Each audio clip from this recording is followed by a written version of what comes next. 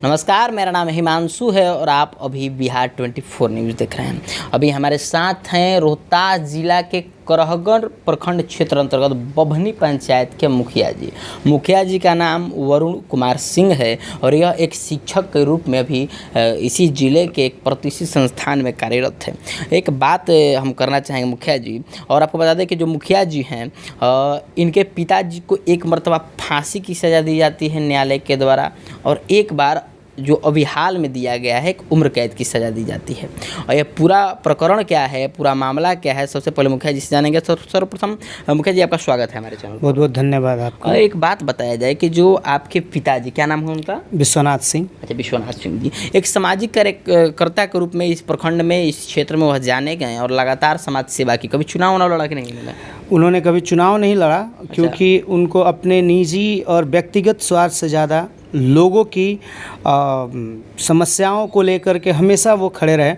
और इस वजह से आप पूरे ज़िले के लोगों में, आप जब भी जाएंगे किसी से भी पूरे ज़िले में कहीं भी आप पूछिए तो एक काफ़ी संयमित और काफ़ी सुदृढ़ व्यक्तित्व के रूप में इनका नाम आता है। चूँकि हमारे ही गांव के कुछ लोगों के द्वारा, जो हमारे गांव के शंकर दयाल सिंह हैं और उनके पुत्र अरुण, जो कि अभी हमारे सासाराम जिला में जो न्यायालय है उसमें कार्यरत हैं, वो एडवोकेट के काम करते हैं। अच्छा। उनके द्वारा बार बार एलिगेशंस लगाए जाते हैं, गलत तरीके से आरोप लगाए जाते हैं, और हर बार मेरा मानना है, और आप लोग भी बुद्धिजीवी हैं, पत्रकार हैं, आप तो आपके बारे में कहा जाता है कि आप चौथे स्तंभ हैं, तो आपको अच्छे से पता होगा कि एक इंसान तब गलत हो सकता है जब उस पर हर जगह से एलिगेशंस आ रहे हों। बार बार कोई कहीं से कोई उस पर आरोप लगा रहा है, कहीं से कुछ आरोप आ रहा है। एक ही लोग के लिए एक इंसान बार बार करे, कैसे गलत हो सकता है? तो ये चीज़ मेरा पहला सवाल है। दूसरा कि जो इंसान, आप जब आए होंगे रास्ते में तो आप मेरा करूप जानते नहीं थे, आपने पूछा होगा, तो मुझे नहीं लगता है कि किसी ने आपको एक अभद्रता के साथ बताया होगा कि ये विश्वनाथ सिंह का घर है या कुछ भी उनके नाम को लेकर के। तो एक व्यक्तित्व जिनकी, छवि जिनकी खराब होगी, उसका पब्लिक के बीच में चेहरा अच्छा नहीं हो सकता। अच्छा, एक बात बताइए, जो पहली घटना थी, ऐसे आपके जो पिताजी हैं, आज आप पर भी कोई आपराधिक इतिहास कार्रवाई दर्ज है या FIR दर्ज है अभी तक? जी नहीं, चूँकि उस समय मैं छोटा था, शायद मैं बड़ा होता, यानी हमारी छवि छाप सुथरी है आपकी। जी जी जी। और अगर गलती से कहीं मैं, अच्छा था कि मैं उस समय छोटा था। अच्छा। कहीं गलती से मेरी उम्र 17-18 साल हो गई होती, अच्छा, तो उसमें मुझे फंसा दिया जाता, क्योंकि मेरे भाई साहब को, जो पूर्व में मुखिया पति थे, मेरे भाभी मुखिया थी 2006 में, उस समय मेरे भाई साहब का नाम दिया गया था इन्हीं लोगों के द्वारा, शंकर दयाल सिंह और उनके बेटे अरुण के द्वारा नाम दिया गया था एक केस में, जिसमें पिताजी को, इसी केस में जो अभी उम्र कैद का सज़ा हुआ है, इसमें उनका भी नाम था। जिस समय वो 16 साल के, मात्र 16 साल का वो लड़का था। अच्छा। उस समय वो 10th का जस्ट एग्ज़ाम, मतलब ये कहा जाएगा, मैं न्यायालय का सम्मान करता हूँ, और मैं इसलिए भी चूँकि सम्मान करता हूँ क्योंकि मैं आज भी गोपाल नारायण सिंह यूनिवर्सिटी में प्रोफेसर के रूप में, असिस्टेंट प्रोफेसर के रूप में कार्यरत हूँ, और गोपाल नारायण सिंह के लॉ डिपार्टमेंट में मैं एक पेपर, बिजनेस एनवायरनमेंट लॉ के बच्चों को पढ़ाता हूँ। तो मुझे लगता है कि न्यायालय का सम्मान करता हूँ, इसलिए मुझे इस पे बहुत ज़्यादा नहीं कह सकता। लेकिन उस समय 16 साल की उम्र में उस मेरे भाई को हथकड़ियों में जकड़ करके और उनसे मैट्रिक का एग्ज़ाम दिलवाया गया था। तो मुझे थोड़ा सा, मैं न्यायालय को किसी तरीके का ये नहीं बोलता। भारतीय न्यायालय है और भारत में जो न्यायालय है वो सर्वमान्य है, और न्यायालय प्रमुखता के साथ जांच करेगा। न्यायालय को सबूत चाहिए, न्यायालय को गवाह चाहिए, उस चीज़ें होती हैं। लेकिन सर्वप्रथम एक व्यक्तिगत भी जीवन है, हम उस पर बात करने का ज़्यादातर प्रयास करेंगे कि जो समय था वो था 7 मार्च 1997 का, और आप ही के गाँव के बगल में, जो एक बता दें कि रोहतास जिला का बेहद ही प्रतिष्ठित मंदिर, जो करहगढ़ प्रखंड क्षेत्र का बभनी और पहाड़ी दोनों अलग अलग गाँव है, लेकिन कई सेंटर में दोनों के बीच में बभनी पहाड़ी एक साथ नाम लिया जाता है, बहुत ही खूबसूरत नाम लिया जाता है, जो आप ही के पंचायत क्षेत्र में आता है। तो वहाँ पर एक मेला लगा और मेले के दौरान कुछ घटना हुई, तो वो घटना क्या थी? हाँ, चूँकि हम लोग उस समय छोटे थे और हम पूरे परिवार के साथ हम लोग हर साल मेले में जाते थे। वहाँ पे लोगों से मिलना जुलना होता था। हम लोग छोटे थे, पिताजी हमारे हम लोग को लीड करते थे और कहते हैं कि बचपन में उंगली पकड़ के जिस तरीके से मेले में ले जाया जाता था, उस तरीके से उस समय भी हम लोगों को पैसे मिलता था। अच्छा। मतलब छोटे थे तो 20-25-50 रुपये मिलता था पापा के द्वारा हम सारे भाई बहन को, और वहाँ ले जाया जाता था। और उस मेला में पापा लोग भी जाते, पापा चाचा सब लोग जाते थे।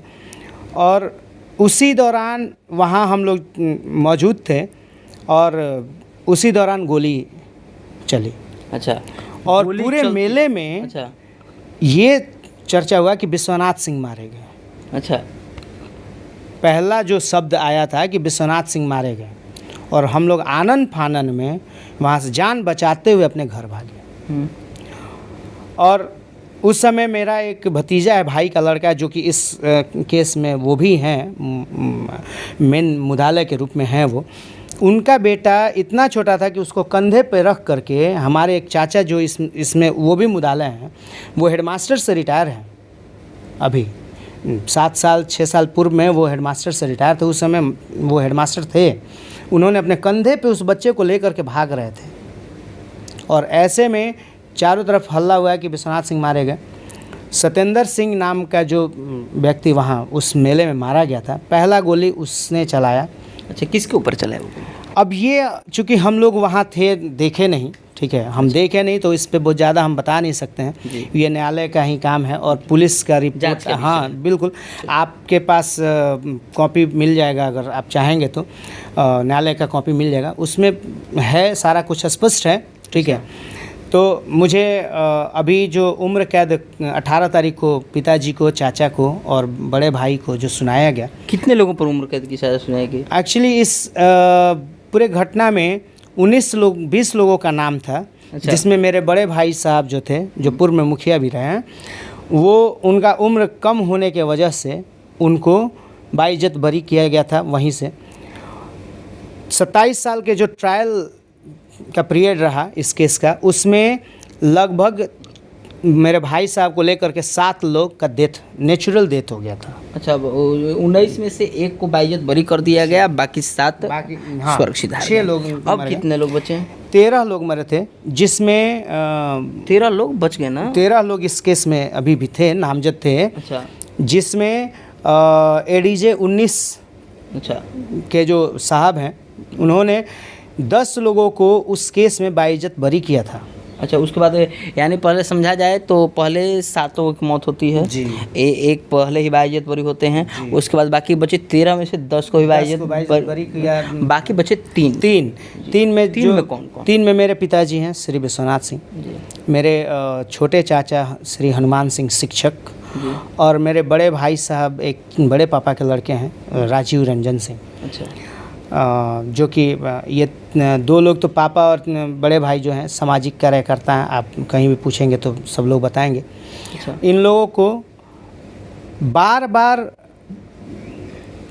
हर किसी न किसी तरीके से इनका काम है शंकर दयाल सिंह और उनके बेटा अरुण का, क्योंकि अरुण कोई, अब मैं नाम भी नहीं लेना चाहता, चूँकि इसलिए कि शायद मैं नाम ले रहा हूँ तो आपकी इमेज बन रही है या आपकी नाम आगे आ रहा है। हम तो नाम भी नहीं लेना चाहते हैं, क्योंकि ऐसे इंसान का नाम क्या लेना है। इनका कोई नाम नहीं है, ये एक वकील हैं। इनकी डिग्री की भी मैं तो बोलूँगा इस न्यूज़ चैनल के, आपके न्यूज़ चैनल के माध्यम से, बिहार 24 के न्यूज़ चैनल के माध्यम से मैं बोलूँगा कि इनकी डिग्री की जाँच भी कराया जाए। मुझे लगता है कि वो भी शायद गलत ही हैं। तो ये दोनों बाप बेटा के मिली भगत के वजह से हमारे परिवार को बार बार किसी न किसी केस में उलझाया जाता है। और आपको मैं बता दूं कि बताते चलूं कि हमारे गांव में अरुण सिंह जो वकील हैं, जो हम लोग पे एलिगेशंस लगाए हैं, सिर्फ हम ही पे नहीं लगाए हैं, आप गांव में मेरे यहाँ घूम लीजिए, करूँ पूरे बस्ती की बात बता रहे हैं, कम से कम 5-7-10 घर ऐसे होंगे जिन पे किसी ना किसी कारण से ये एलिगेशंस लगाते रहते हैं, किसी तरीके से झूठा केस लगाते रहते हैं। मतलब बेवजह परेशान करना इनका नियति में ही आ गया है। अच्छा, तो अब आगे आप क्या उच्च न्यायालय के लिए प्रस्तुत होंगे? क्योंकि तीनों लोग को उम्र कैद की सज़ा सुनाई गई है। जी, तीनों लोग को उम्र कैद की सज़ा सुनाई गई है और इस न्यायालय का सम्मान करते हुए मैं उच्च न्यायालय में जाऊंगा और बेल फाइल करने की कोशिश करूंगा। और मुझे उम्मीद है, उम्मीद ही नहीं, पूर्ण विश्वास। तीनों लोग जेल में हैं या बाहर हैं?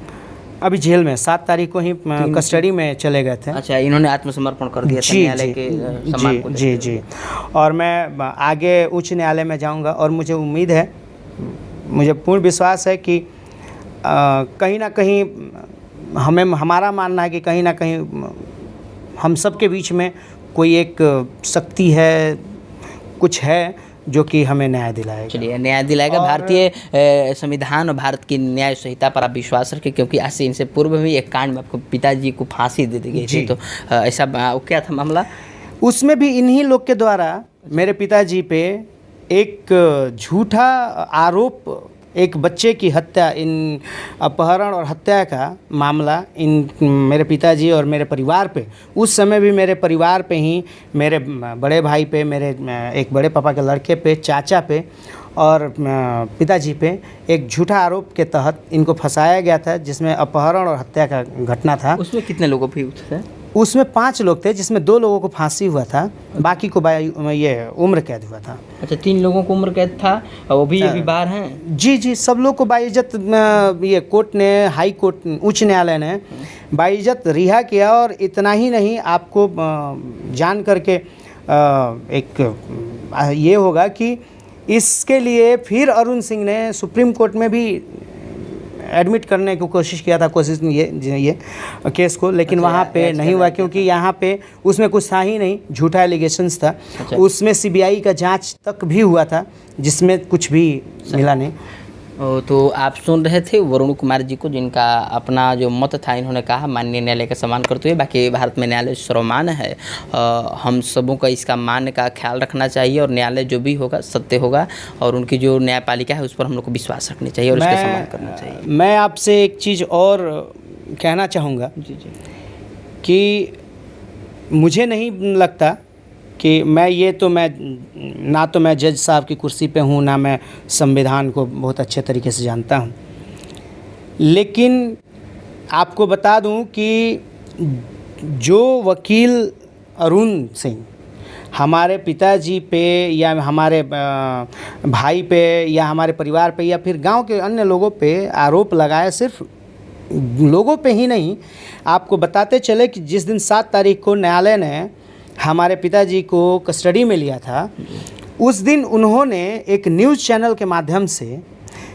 कोर्ट को खरीदने और बेचने की भी बात किया था कि न्यायालय को 30 लाख रुपए में बेच दिया गया है। 19 नंबर जो हैं जज साहब, और न्यायालय के न्याय पे ही उन्होंने एक क्वेश्चन मार्क क्या, उन्होंने एक आत्मविश्वास के साथ बोला कि 30 लाख में न्यायालय बिक चुकी है। किससे बोला ये बात? न्यूज़ चैनल के, आप एक पब्लिक ऐप है, मैं आपको उसका वीडियो भी जारी कर दूंगा। अच्छा, हाँ। किसने खरीदा? उनका आरोप है कि हम लोगों ने खरीदा जज साहब को। अच्छा, हाँ। किन्होंने आरोप लगाया था? ये अरुण सिंह जो एडवोकेट हैं, जिन्होंने हम लोगों पे ये एलिगेशंस लगाए बड़े जो। अच्छा, तो इस यानी अपने न्यायालय को खरीदने का। हाँ, वो मुझे तो शर्म आता है इस बात पे।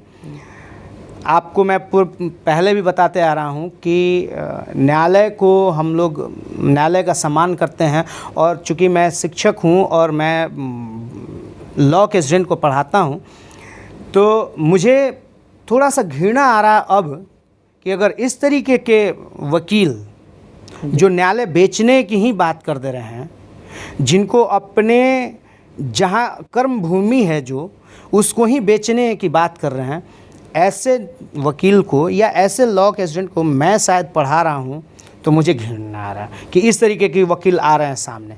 तो मैं चाहूँगा कि इस पे भी कुछ जांच हो, या फिर इस पे भी कि वो आरोप सिद्ध करें कि कहाँ हमने न्यायालय को खरीदा, या जिन पे आरोप लगाए कि जिन्होंने बेचा है न्यायालय को 30 लाख में, वो सिद्ध करें कि कहाँ पे।